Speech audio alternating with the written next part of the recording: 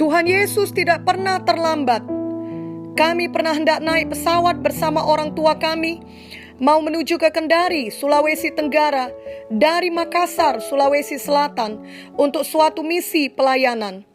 Sayangnya pada waktu itu, terdengar pengumuman bahwa keberangkatan akan ditunda atau di-delay sampai beberapa jam dari waktu yang seharusnya. Ketika kami dan penumpang lain mengetahui hal itu, tidak ada di antara kami yang bersorak atau bergembira, karena memang berita keterlambatan keberangkatan bukanlah suatu hal yang menyenangkan atau yang ditunggu-tunggu. Semuanya kami sejak awal tentu berharap kalau pesawat akan diberangkatkan tepat waktu. Biasanya semua orang di dunia ini juga berpikir sama, yakni tidak menyukai bila sesuatu yang diharapkannya atau direncanakannya ternyata mengalami penundaan atau datang terlambat. Apalagi bila seseorang mengatakan kepadanya sudah terlambat. Itu adalah perkataan yang tidak pernah diinginkan orang diucapkan kepadanya, karena itu menunjukkan bahwa kesempatan sudah hilang dan tidak ada lagi yang dapat dilakukan, atau bahkan tidak ada gunanya lagi, dan juga tidak ada pengharapan lagi. Perkataan sudah terlambat ini sering diucapkan setan dalam pikiran kita, apalagi bila kita sedang menghadapi masalah, termasuk seperti sekarang ini. Ada masalah virus COVID-19 yang bukan hanya melanda kita di Indonesia, melainkan seluruh dunia, yang dampaknya melanda berbagai aspek hidup kita. Jika bisa, setan mau menghancurkan hidup kita.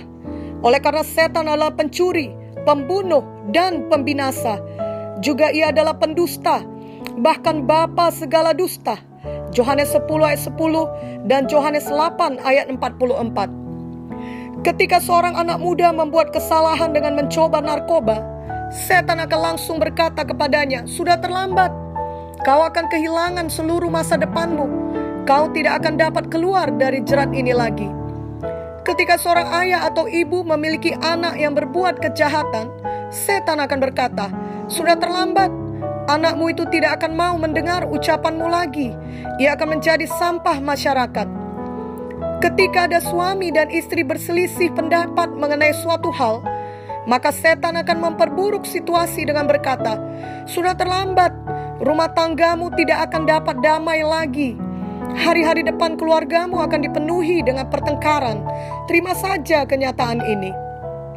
Atau ketika seorang menerima kabar buruk dari dokter, setan akan berkata, sudah terlambat, penyakitmu sudah terlalu parah, kau tinggal menunggu kematian. Setan mau memperburuk keadaan bagi kita, sehingga kita tidak lagi beriman kepada Tuhan dan firman-Nya. Setan mau kita menyalahkan Tuhan dan berpikir Tuhan terlambat menolong kita. Setan selalu menaruhkan tipu dayanya dalam pikiran kita. Janganlah kita mau menerima tipu daya setan tersebut. Kiranya hari ini kita semua menyadari bahwa Tuhan Yesus tidak pernah terlambat, karena Dialah Tuhan Alfa dan Omega. Dialah yang awal dan yang akhir. Tuhan kita adalah Tuhan yang kekal, yang tidak dibatasi oleh waktu dan ruang. Tuhan Yesus memegang kendali atas semuanya. Dan Tuhan Yesus memiliki rencananya bagi seluruh dunia ini, juga bagi kita anak-anaknya. Ada maksud dan panggilan Tuhan bagi kita masing-masing. Itu sebabnya dalam setiap situasi kehidupan yang kita alami, seburuk apapun itu, hati kita dapat tetap percaya kepada Tuhan dan janji Tuhan. Kita tetap percaya bahwa Tuhan turut bekerja dalam segala sesuatu untuk mendatangkan kebaikan bagi kita yang mengasihi Dia, yaitu bagi kita yang terpanggil sesuai dengan rencana Tuhan. Roma 8 ayat 28. Ketika kita berada dalam suatu masalah, tetaplah percaya pada Tuhan, pada firman-Nya, pada kuasa-Nya yang tidak terbatas, pada rencananya yang tidak dapat gagal, pada kasih-Nya yang tidak berkesudahan. Sehingga kita tetap setia beriman, setia berdoa, setia mengikut Tuhan. Jangan menjauh dari Tuhan, jangan menjadi kecewa, jangan kehilangan harapan, jangan dengarkan tipu daya setan dalam pikiran kita. Walau kelihatannya secara mata badani, Tuhan seakan-akan terlalu lama atau terlambat dalam menolong kita atau menjawab doa kita, janganlah pernah kehilangan iman dan kepercayaan pada Tuhan, karena Ia selalu tepat waktu. Waktu kita tidak sama dengan waktu Tuhan, tapi waktu Tuhanlah yang terbaik dan terindah. Pengkhotbah 3 ayat 11. Dalam Yohanes 11, ada cerita mengenai Lazarus dengan saudara-saudara perempuannya bernama Marta dan Maria, di mana kemudian Lazarus jatuh sakit, dan saudarinya itu mengirim kabar tersebut kepada Tuhan Yesus dengan harapan Ia akan segera datang untuk menyembuhkan Lazarus. Tapi kita tahu Tuhan Yesus sengaja tinggal 2 hari lagi di tempatnya sebelum akhirnya Ia menuju tempat Lazarus. Maka ketika Tuhan Yesus tiba, Lazarus telah 4 hari berbaring dalam kubur. Marta sangat sedih dan berkata bahwa sekiranya Tuhan Yesus ada di situ, maka Ia tidak akan mati. Maria juga mengatakan hal yang sama. Keduanya sepertinya mengatakan, mengapa Tuhan Yesus datang terlalu lama? Sekarang sudah terlambat. Saudara mereka sudah mati dan mereka sangat sedih. Mungkin saja pada waktu itu Lazarus adalah tulang punggung keluarga. Lazarus adalah pengharapan mereka dan mereka sangat menyayangi Lazarus. Lalu karena Tuhan Yesus datang terlambat, sekarang mereka kehilangan Lazarus untuk selama-lamanya. Betapa sakit hati mereka dan betapa mereka merasa kecewa. Bahkan dalam Yohanes 11 dituliskan bahwa Tuhan Yesus juga menangis, yang mungkin dapat diartikan bahwa situasi saat itu memang sangatlah menyedihkan dan Tuhan Yesus juga merasakannya. Namun apa yang tidak diketahui Marta dan Maria adalah, walau kelihatannya Tuhan Yesus telah terlambat 4 hari, namun kebenarannya adalah Ia tetap tepat waktu. Karena kuasa Tuhan Yesus tidak terbatas, Ia dapat membuka jalan di mana tiada jalan. Tidak ada yang mustahil baginya, dan dalam hal ini Ia dapat membangkitkan orang mati. Tuhan Yesus kemudian berdoa dan memanggil nama Lazarus. Lalu Lazarus pun datang keluar dari kuburnya dan hidup kembali. Bukankah ini suatu cerita yang sangat indah dan luar biasa?